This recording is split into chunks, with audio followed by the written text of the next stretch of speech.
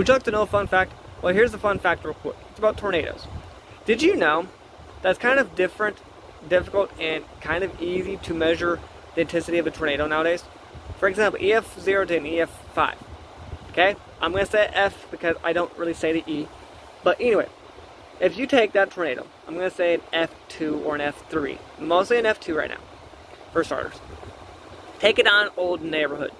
We're going to say a 70s or 80s neighborhood. Like, that's what the houses were made from. So it's an older house that were built right. You take the F2 tornado down those neighborhoods, and you're just going to, it's going to topple some trees and maybe like do a couple of damage to cars and roof damage and all that stuff. Fence damage will be there too. But the house will be still standing strong. They'll be still strong. Like, yeah, they're going to have some side damage and not bad. They're still able to be lived in. Just to feel this damages. You take that same tornado, F2, take it on a subdivision neighborhood, cookie cutter house, whatever you call them. You know how much damage it's going to do to those houses? Do side damage, it's going to do probably property damage, vehicle damage, roof damage, and maybe a few house damages. Now, let's up the scale to F3. An F3 tornado, take it on the same neighborhood. The old neighborhood, okay? The old one, the 70s or 80s. You pick that one.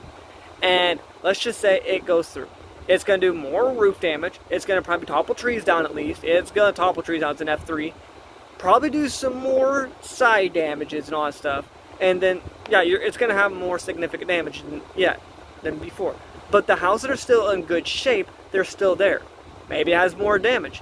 But you take that same tornado down a cookie cutter house, one of those subdivisions, and it's going to do more damages to the houses. Sometimes it can actually destroy the entire house because how weak they are made. And F4 will completely destroy a house. And F4 will destroy the houses, regardless of both parties. So it'll destroy the house. It'll be more strength for the older house because they are more stronger and built right, and they've been sitting there, so it'll take more.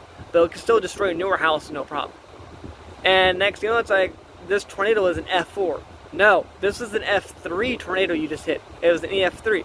No, it was an F4 because it almost destroyed my entire house. Like, look at the damages.